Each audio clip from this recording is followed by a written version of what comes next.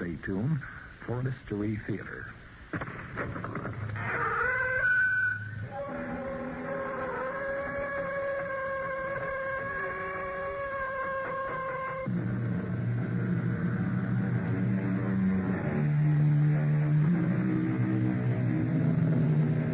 Come in. Welcome. I'm E.G. Marshall. Our tale is another domestic story. It's about the happy home life of a modern young family. A life, unfortunately, which is cut brutally short. Please be warned. Some of the scenes may not make you feel safe and secure, even if your door is locked and bolted. It's a story about a family man named David Farmer. Our mystery drama, Promise to Kill, was written especially for the Mystery Theater by Henry Slesar and stars Gordon Gould.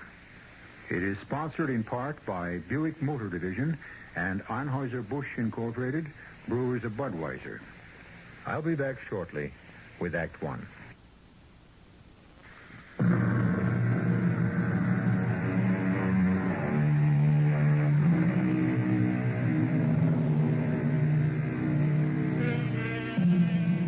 The scene is a suburban community called, appropriately, Park Pleasant. For that's exactly what it is. Pleasant and park-like, and very serene. A haven for the families of busy city executives like Dave Farmer. Dave is a lucky young man. He has a good job. He has a beautiful young wife named Connie. He has a daughter who promises to grow up looking just like her. But little Susan has plenty of time for that. She's only 5 years old. The day is Monday. The time is 8:15 a.m. The day is just beginning. So is the nightmare. Dave, will you please hurry up? Stan's going to drive me crazy with that horn. I'm coming. I wish you wouldn't fly down those stairs. I'm always afraid you'll break your neck. Listen, it's my neck that's the problem. I can't seem to tie my tie around it this morning. It's no wonder with Stan blowing his horn that way. What's the big hurry? It's only 1:15. He's got to be in court this morning. Well, that's his problem. You don't have to be at work until 9, and I insist that you have some breakfast. I really don't have time, honey. Yes, you do. Look, the eggs are all made. The toast is halfway done. No, it isn't. You haven't plugged it in. Oh, my. That's Susan again. She insists on pulling plugs out of the wall. You better keep her away from wires and stuff. She'll electrocute herself. Anyway, here are the eggs. Hey, what's going on here? Come on in, Stan. I've been intimidated into eating breakfast. Breakfast? Listen, I've got a case to argue this morning, and this carpool was your idea. It's okay. I'm all ready. That didn't take long. You didn't even taste those eggs. They were great. Terrific. I am sorry to rush him out so early, Connie. Daddy! Uh-oh. A new complication. Where's my Pooh Bear? That's right, my darling. You told Susan you were going to bring her a Pooh Bear last night. But I did. I just got home too late to give it to her. She was already asleep. Well, where is it, Daddy? Wait a sec. Oh, for Pete's sake. Come on, Dave. Am I going to hang up my client for a woolly bear, huh? I want my Pooh Bear. Here it is, just as I promised. Oh, isn't he cute? Don't you love him, Susie? Oh, yes. Say thank you, Daddy. Thank you, Daddy. Dave, will you please... So long, darling. Bye. And will you call me this afternoon? Don't I always? Have a good day. You too, Stan. Thanks. You two have already ruined my day. Serves you right, bachelor.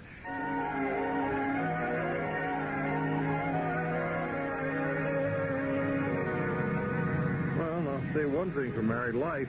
Hasn't hurt Connie's looks. Yeah, she really looks great, doesn't she? Yeah, I've almost forgotten how pretty she is. It's the first time I've seen her in more than a month. That's not my fault, pal. I told you what to do. Get yourself a date, and we'll make it a foursome one night. That's the trouble with being a bachelor. You've always got to scrounge around for a date. Okay, we'll make it a threesome. I'm sure you'd rather not. Three's a crowd, right? Not when two of them are married. Anyway, it's about time you made it a permanent foursome. Why don't you make up your mind which of your 55 girlfriends you want to marry? tried it once. I didn't like it. Well, if at first you don't succeed, try again. Yeah, that's what you say. You hit it right the first time. Just lucky, I guess. No kidding, Stan. How about going to the theater? The theater. What about it? I forgot to tell Connie to go to the box office. What for? Some tickets were left for us at the Park Pleasant Playhouse for tonight. But we have to pick them up before noon. Relax. We'll stop at a phone booth on the way.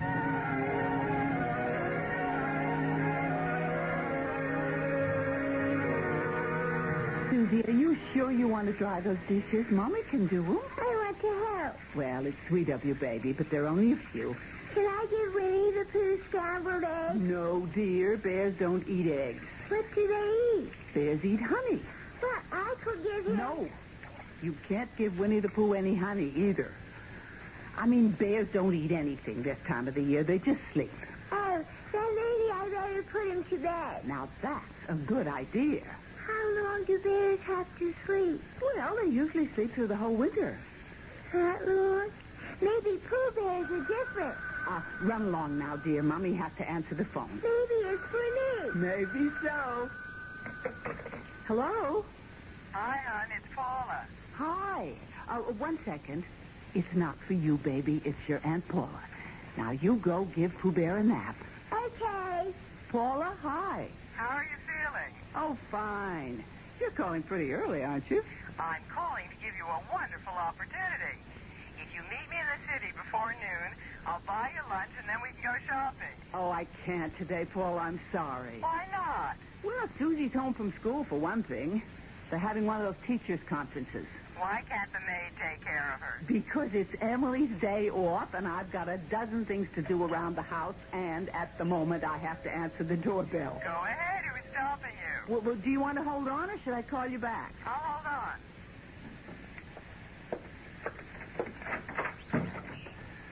Oh, hello, Vernon. Hi, Miss Farmer. What in the world time is it? Oh, gee, I don't know. I don't have a watch, but, I thought it was the right time. Well, you usually deliver the groceries around 10, don't you? Well, sure, usually, but I thought, well, you know, they'd come early today. Well, all right. I suppose it doesn't make all that much difference. It does to me, Miss Farmer. What? Listen, what do you want me to do? I mean, should I bring in the stuff right now? Well, of course. I could leave them out on the truck for a while. No, I guess that isn't such a smart idea. I mean, you got milk and cream and stuff. They might get spoiled. Well, of course they might get spoiled, Vernon. What an idea. Bring them in right away. Yeah, sure. I'll do that, Miss Farmer. I won't be long. Okay. Paula, are you still there? I'm here. What's going on? Well, it's just a boy from the supermarket. Vernon, whatever his name is. Oh, yes, the blonde Adonis. All muscle, including his head. Well, there is certainly something wrong with his head today. He's talking so strangely. Anyway, listen, about the city. Thursday is absolutely the first day I can make it. Here it is, Miss Farmer. All right, Vernon. Paula, what do you think about Thursday? Thursday's fine. I'll call you Wednesday just to make sure you don't chicken out. All right, Paula, bye. So long. Miss Farmer. What? Is it okay if I put everything here? Well, yes, of course, Vernon. Pretty big load today. I can handle it. I mean, I'm strong, you know. Yes. Yeah, you want me to put the milk and stuff in the refrigerator? No, just leave them there. You know, it was really something this morning. I mean, the way I felt driving over here. Yes, it's a lovely day. You know what I mean? Driving over here and knowing that, well, that I was going to see you. Well, that's very sweet, Vernon. Kept seeing your face in front of me like it was in the windshield. You know? What, Vernon, what a strange thing to say. Kept thinking about how it was going to be. And when I rang the bell and you opened the door and you saw me and... I don't know. Here we are. I mean, just acting like always. Like always. You know, like nothing was special. Well, never mind the rest of that stuff, Vernon. I'll empty the boxes myself. Yeah, okay, that'll be better. We don't have much time, I guess. I gotta be back at the store around 9:30. Vernon, what are you doing? Oh, you've got such soft hands, you know. Please, don't do that. Listen, what about her, your little girl? Susie? What about her? Where is she, school or something? Vernon, stop that. Oh, your skin is... Oh, I don't know. It's like something else. It's not just not Stop skin. it, for heaven's sake. Please, don't tease no more, Miss Farmer. Don't tease. I ain't got much time. Vernon, will you let me go? What is the matter with you? Where do you want to go?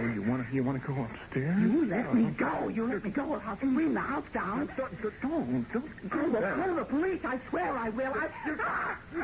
No, you stop that, Miss Farmer. You just stop playing games with me.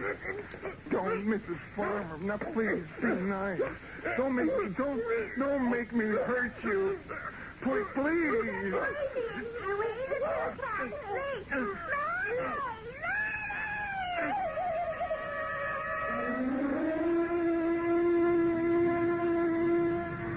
Are you sure you dialed the right number? Positive. Think I don't know my own number? Well, a lot of people don't. Connie's got to be home. We left her only half an hour ago. Well, maybe she's in the bath. Susie picks up the phone when she is. I'll try just once more.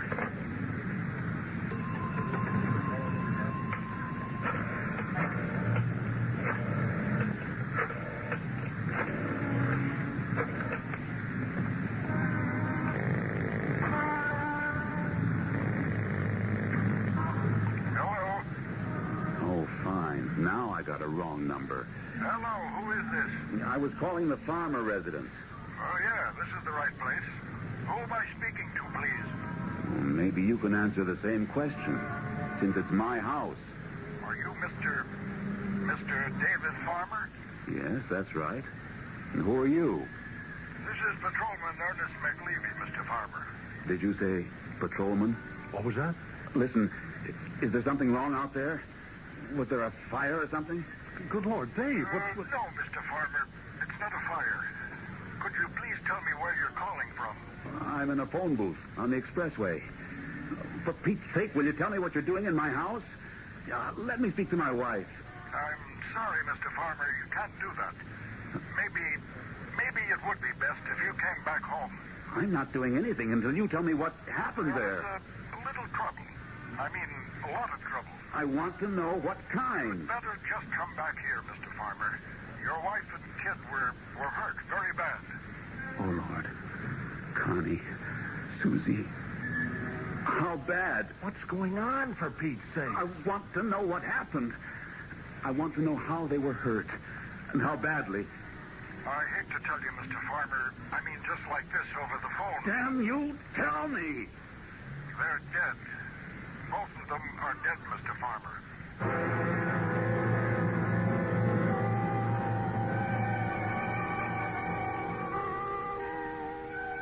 It's a strange place to find yourself in the middle of a nightmare.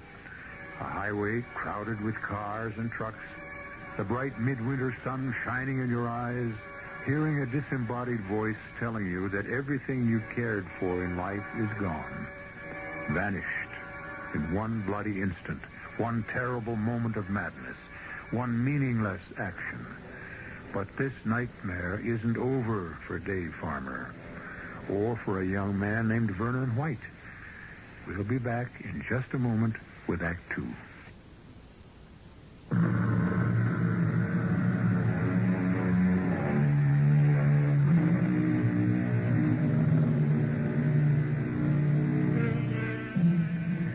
The scene changes. We are no longer in the quiet suburb of Park Pleasant. We are in a large, high-ceilinged room, flanked by American flags, solemn with the traditions of American justice. This is a courtroom. Seated in the front row is David Farmer. Beside him sits his friend Stan, his sister-in-law Paula. His face is ashen, haunted. And at the defense table, his hair neatly combed and brushed, his cheeks rosy, wearing his best blue suit, looking very much like the all-American boy, sits Vernon White, killer. Your Honor, Yes, Mr. Waterman. the defense has no objection to these photographs being submitted to the jury, but these proceedings have been delayed long enough. Very well. Is the prosecution ready to proceed? Yes, Your Honor. Then please continue your examination of the witness. Yes, Your Honor. Patrolman McLeavy, you've seen these photographs we've shown the jury? Yes, sir. Is it an accurate representation of the scene you discovered that morning at the farmer house? Yes, sir. That's what I found. A young woman brutally assaulted, strangled to death.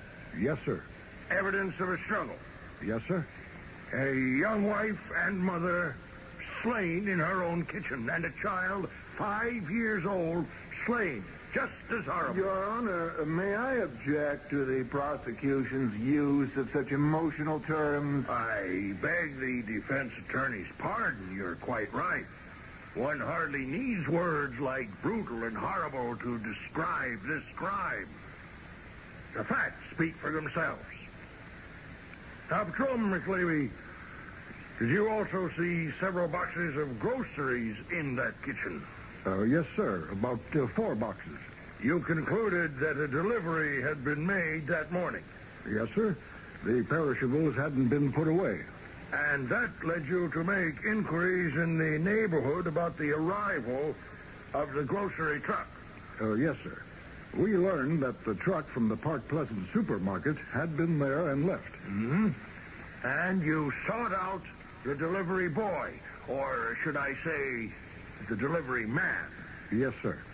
I interrogated Mr. Vernon White. See? And what did he tell you? He apologized. For what? He apologized for killing Mrs. Farber and her daughter.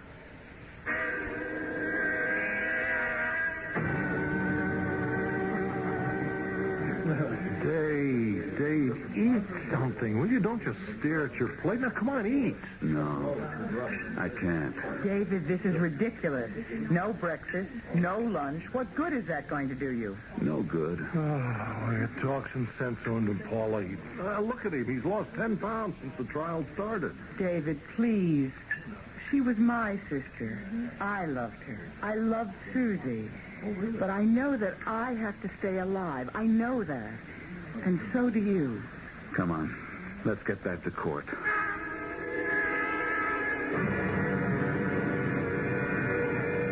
Vernon, was Mrs. Farmer alone when you walked into the kitchen? Yes?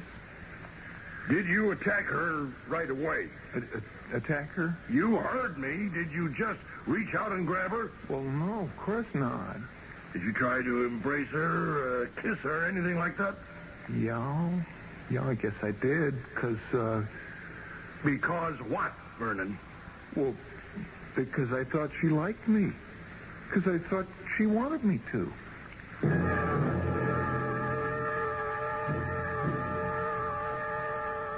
The defendant will rise. Vernon White, you have been tried and convicted for the crime of homicide in the first degree.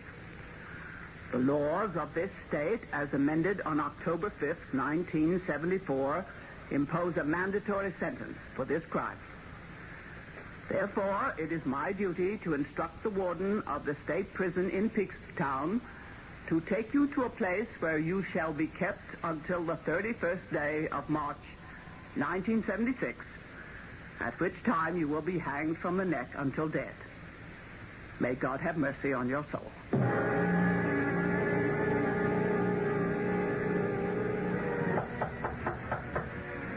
Who is it? I said, who is it? It's Paula. Please let me in, David. All right. Well, will the real David Farmer please shave? How did you find me? If you must know, Stan told me. Stan has a big mouth. You look terrible. You look as run down as this hotel. What did you want me to do? Stay up there in that house? Well, you could have found something better than this. This suits me fine. If you want to stay in a hotel for a while, fine. But the least you can do is get a decent room. This isn't a hotel room, Paula. This is a waiting room. What? A waiting room. A place for me to wait for the 31st of March. Oh, Dave. Dave, that's terrible. That's so senseless. What else have I got to do but count the days? But to do this to yourself, to hole up in this awful flea bag, staring at the calendar, thinking of nothing but that poor moron's execution. He's not a moron. He's Jack Armstrong, the all-American boy. Didn't you hear what he said in court? He thought Connie liked him, that she wanted him. Dave, listen to me. Vernon White killed something very precious to me, too. Dave, I have to tell you something. Tell me what? What you want to happen isn't going to happen.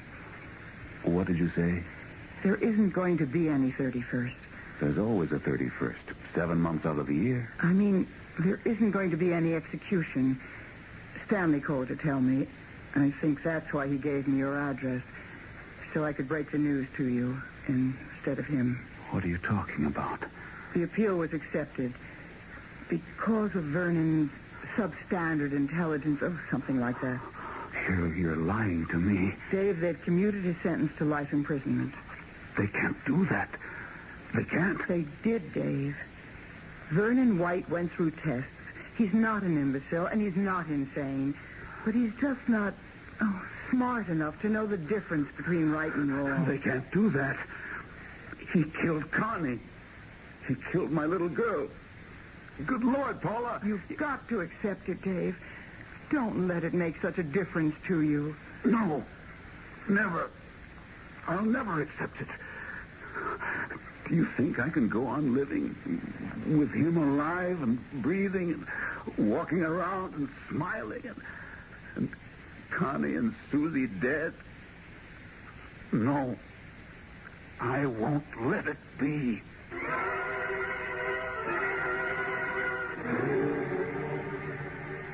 Stan, admit it. Vernon isn't crazy.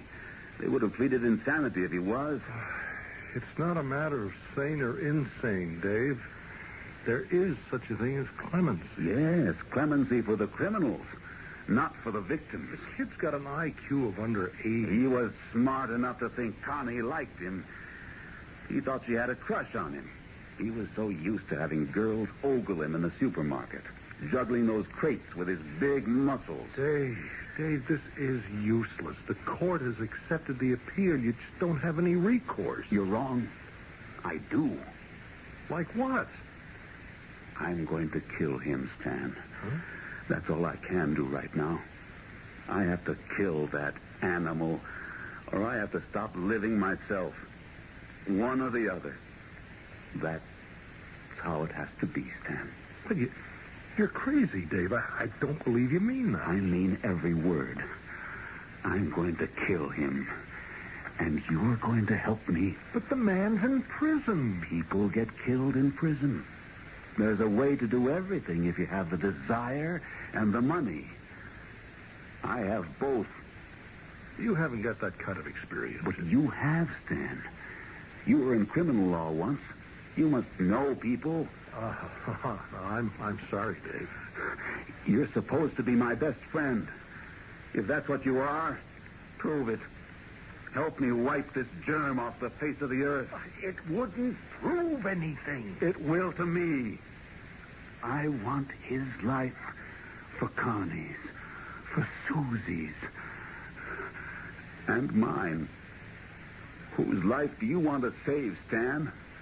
Vernon White's or mine? Oh, no. I hope you're not talking about... Sure, that's what I'm talking about.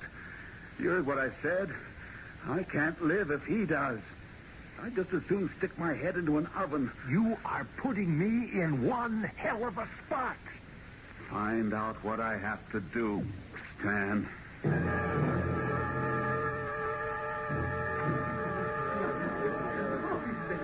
Mr. Ross, this is Dave Farmer. Hello, Mr. Farmer. Nice meeting you. Yes. Hello. Mr. Ross is in the transportation business. He was a client of mine a few years back. Yeah, long-distance hauling, you know. Yeah, can we get to the point? Well, this is the point. Mr. Ross has a brother named Joey. Yeah, Joey, right. Yes, well, unfortunately, a few years ago, the Rosses got into a jam. We was a moving company, me and my brother. Yes, I got Mr. Ross off, but his brother wasn't that lucky. He's serving a 10-year sentence right now in Peakstown. Peachtown, right. Yes, well, Joe's a friendly guy. You know, he's made a lot of friends in prison. Yeah, Joey's okay. The point, Stan. Proposition is this. Joey is a trustee at Peakstown, and even though he's made some, errors in his life, he doesn't like child killers any more than we do. He might want to do something about Vernon White. We ain't talking about favors, though. No, not favors. What we're talking about entails a certain amount of risk. So it's only fair that we arrange some compensation. I'll pay anything. Name your price. We've already agreed on a price. It's $3,000. I'll make it 5. Wait a minute, Dave. I'll make it 5 if you kill him before the 31st.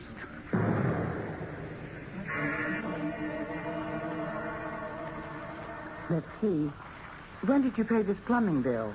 I don't know, Paula. It's marked paid, but I don't see the canceled check. Well, what does it matter? It does matter, Dave. You can't let everything slide this way. Half a dozen people are threatening to sue you for this or that. And I suppose you know that you let your insurance policy lapse. You went right past the 30-day grace period. What's the difference? You know why I had that policy? But it's ridiculous to let it lapse. One of these days you might Don't say that, Paula. Anyway, I called your broker and arranged to have it paid. I'm surprised Stan didn't do that for you when he had the power of attorney. Stan isn't a bookkeeper. He's a lawyer. Still, he could have been more helpful. He knew how spaced out you were. He could have hired a girl or somebody to pay your bills, keep your accounts in order. Paula, will you stop taking off on Stan? What have you got against the guy? What have you got in his favor? He's my best friend. He proved that. Maybe. I wonder how friendly he'd be if you were broke. Oh, cut it out, Paula. Oh, look at this checkbook. None of the stubs filled in. And you must have spent $1 zillion. There were expenses. I know that. But Stan sold those securities for you back in March. That meant a deposit of almost $100,000. Paula, I can't think now. Okay. But I just want you to know that there are expenditures I can't explain. Hello? Dave, it's Stan. Yeah? What's happening? Dave, don't get upset about this. But something went wrong up in Peakstown. What do you mean, wrong? I don't have all the details yet. Our friend Joey up there tried to fulfill his mission this morning, but he botched it. How? How? Vernon isn't dead. He's hurt. He's got a knife wound, but he's alive. We had a deal, Stan. I know. We won't pay until we get what we paid. I don't care about the money. It's just a delay, that's all. For how long? We can't be sure. Vernon's in the prison hospital. It's a hard place to reach, Dave. But don't worry. Mr. Ross says he'll get the job done. He's got to. He's got to.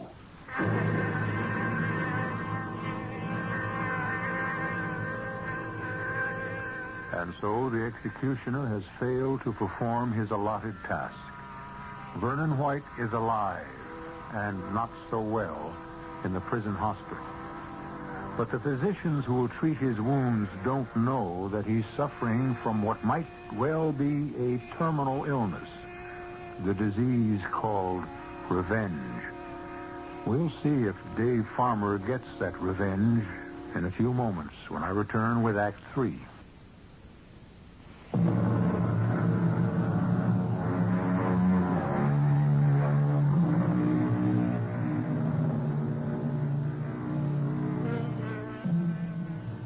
Vernon White, killer of Constance and Susan Farmer, is still alive. David Farmer is alive, too, if walking, talking, and breathing are signs of life. As his sister-in-law, Paula, sits in a restaurant table, and looks at his pale features. Her eyes are clouded with pity.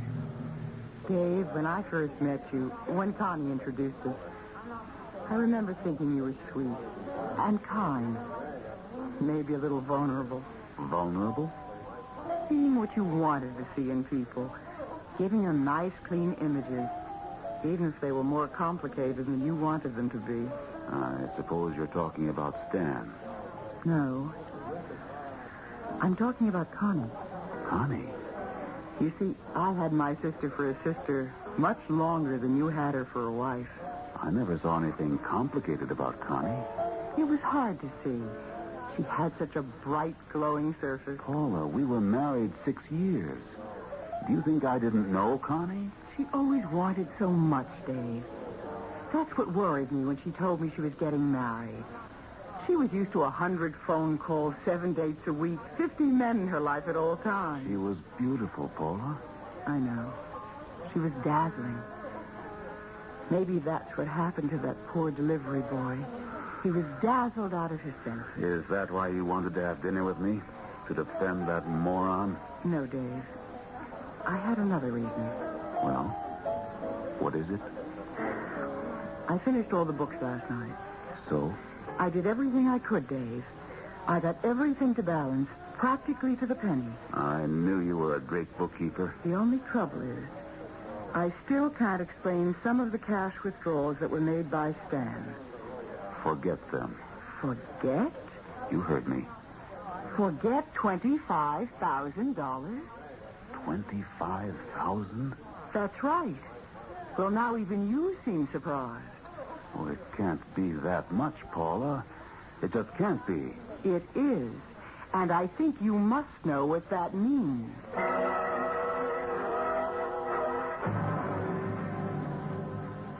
$25,000? All taken out in cash.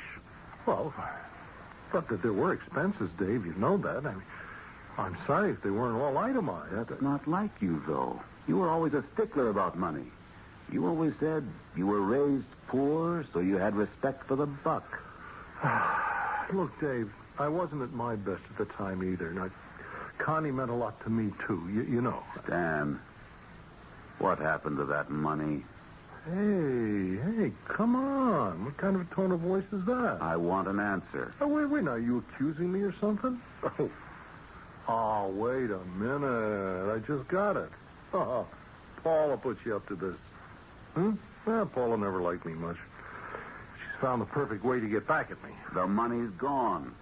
It went into somebody's pocket. And I want to know whose. I want to know if there's something you're hiding. Maybe there's some things that gotta be hid. Nothing like this. You were willing to spend $5,000. That was different. That money had a special purpose. Now, what's the special purpose for that 25 grand? I wanted to spare you the truth, Dave. What truth? Well, even now, I don't want to tell you. I'd rather you thought that I was a thief and a swindler, that I robbed you. Is that what you did? No. What I did for you and for Connie. Connie? I swore to myself that you'd never learn about it. Learn about what? The money? About what the money bought. Well, go on. It went into somebody's pocket, all right. George Waterman's. Vernon's defense attorney? Are you kidding me? I had to do it, Dave. I had to make things easier. Well, how could they be easier? Vernon confessed. His prints were on everything. There wasn't any doubt of his guilt. Dave, the money bought a note. What note? I should have burned it the minute it was in my hand, but I didn't. Lord knows why. Who knows? Maybe I was afraid that this would happen, that I'd have to account to you for what I did. What note? Who wrote it? What did it say? I have it here. It's in this drawer. Oh, I would give my right arm if you never had to see it. It's Connie's stationery. Yes. Her handwriting. Yes. I have to see you. Dave leaves for the city at 8:30. I'll try to send Susie out to day school. I'll be waiting for you, darling. Please don't disappoint me. I am sorry, Dave. It's her handwriting. I know. I have to see you.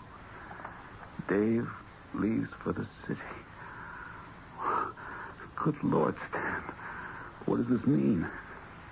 The note was sent to Vernon White.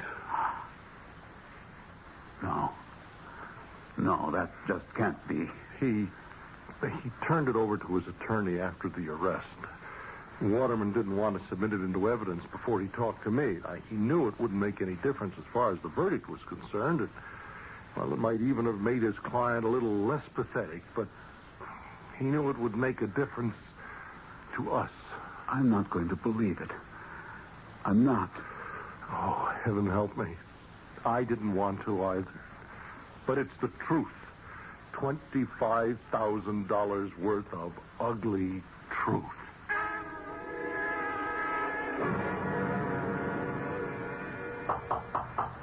Who is it?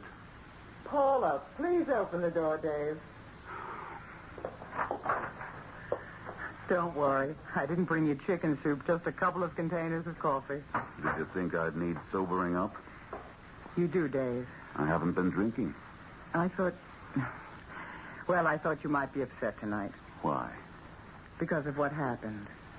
Have you been talking to Stan? No, of course not. I have nothing to say to Stan, and he vice versa. I meant about Vernon White. Do you still take your coffee black? What about Vernon? He was released from the prison hospital, but the authorities thought it would be too risky just to put him back among the same prisoners, so they transferred him. Where? Well, I guess they thought he couldn't be very dangerous after the knife wound and all that, but he must be a strong young man. Get to the point. He got away, Dave. Vernon's loose.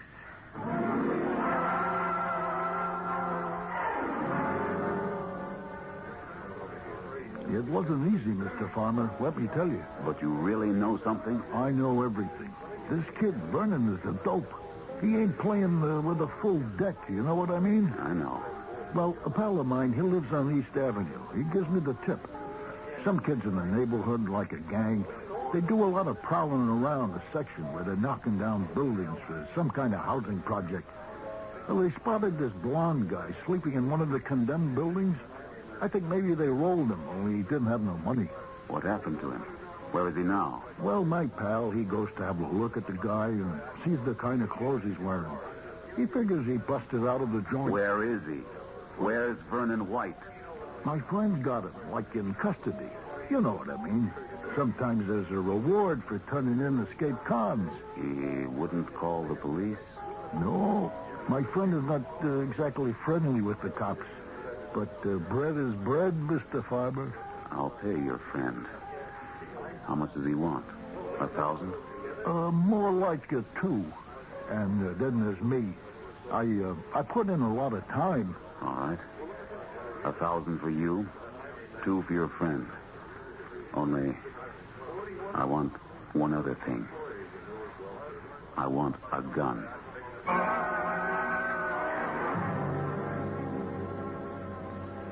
Hello, Vernon. Oh, hello. Do you remember me, Vernon? No, I guess I don't. No, wait, you look kind of familiar.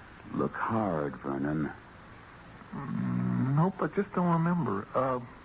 Hey, you bring me something to eat? My name is Farmer. Yeah, the man that was here before, he said he was going to bring me sandwiches or something. I sure am hungry. Vernon, doesn't the name mean anything to you? Well, what was it again? Farmer. David Farmer. My wife's name was Connie. My daughter was named Susan. Do you remember now? Yeah, I remember. I saw you up at Park Pleasant and in the court. I'm her husband, Vernon. The husband of the woman you murdered. The father of the child. Mr. Farmer, I'm really sorry about what happened. I really am. Yes, Vernon, everyone told me you were sorry. Yeah, I mean, I didn't mean to hurt your wife. I really didn't. And the little girl? Yeah, I didn't mean to hurt either one. You liked them, didn't you? You liked my wife, and she liked you. Well, I thought she did, Mr. Farmer. She told me she did. Only when I came to see her, like she asked me to, she put up this big fight, and I got all upset about it. I didn't know what I was doing anymore. A lot of the girls like you, don't they, Vernon? Yeah. A lot of girls at the store.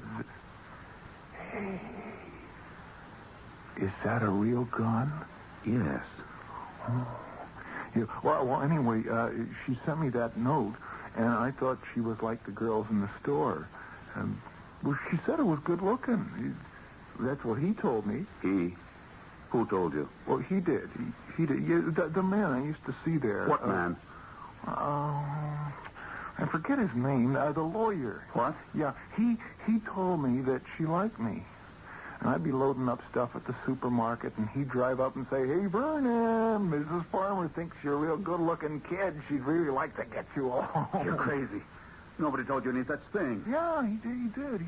And then he gave me this note that she wrote to me. He gave you the note? This lawyer? Yeah. I swear, he gave me this note, and it said, "I want to see you. My husband's going to the city, and I want you to come around." You're a liar. You're a liar. No, look, I swear it's true. He was that friend of yours, the one that you drove around with a lot. And he gave me the note, and I went there, and she didn't like me. She didn't like me at all. And that's when everything went wrong. Everything.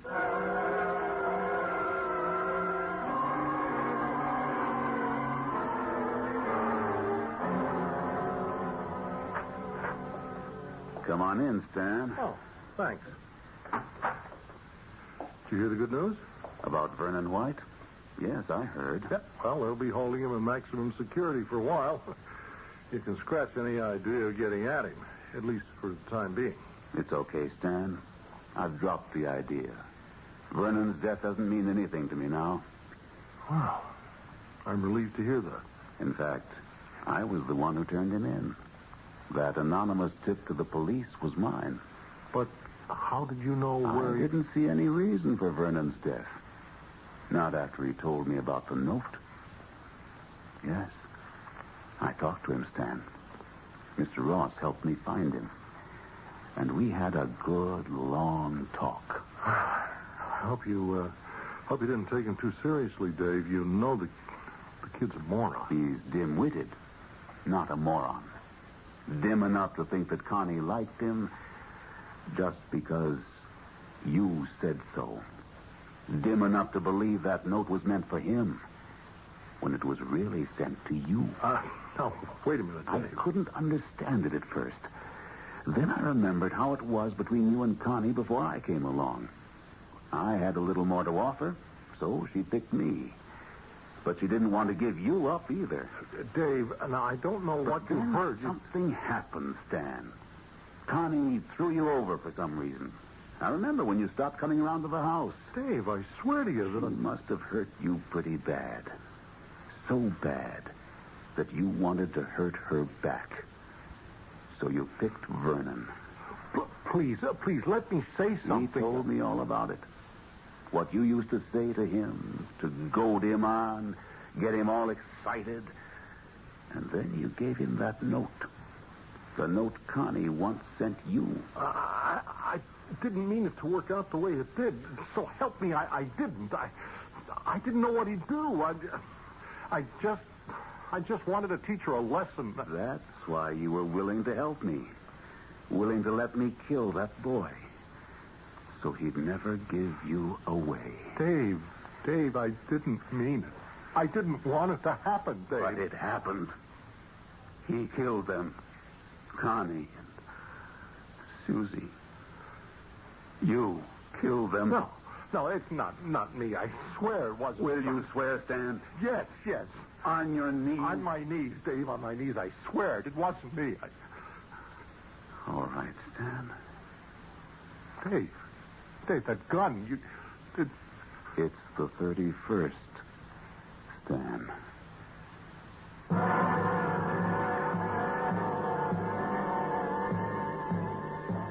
An execution has taken place on the 31st of the month. In the mind of David Farmer, justice has been done. But now, the executioner himself must face the bar of justice for usurping the privilege only the law can have. Only the law must have. I'll be back shortly.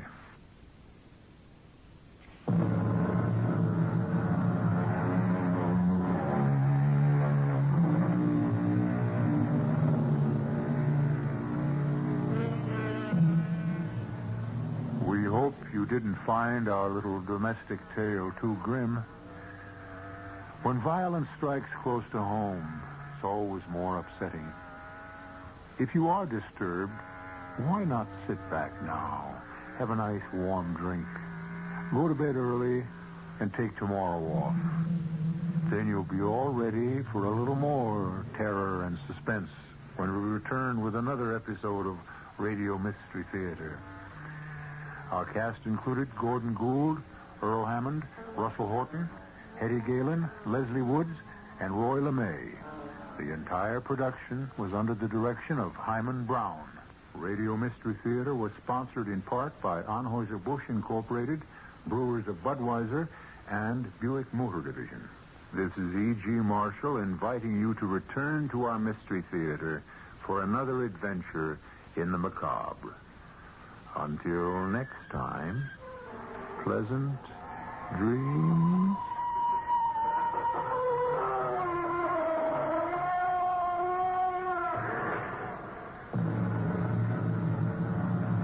Tonight's Mystery Theater was also brought to you in part by ShopRite Supermarkets, where you get a lot more for a little less.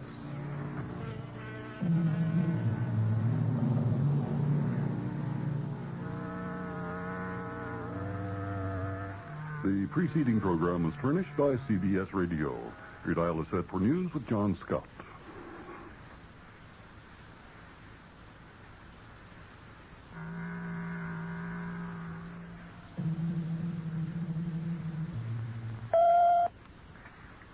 Paris police shoot 2 gunmen dead after they'd held hostages all day in a bank holdup.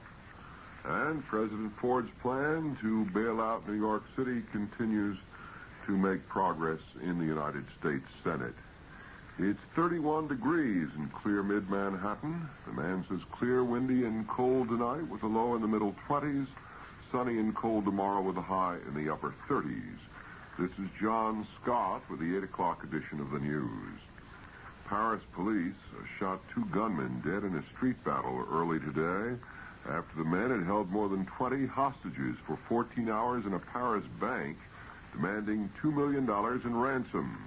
The gunmen had left the bank with hostages in a getaway car provided by police and with sacks apparently containing money.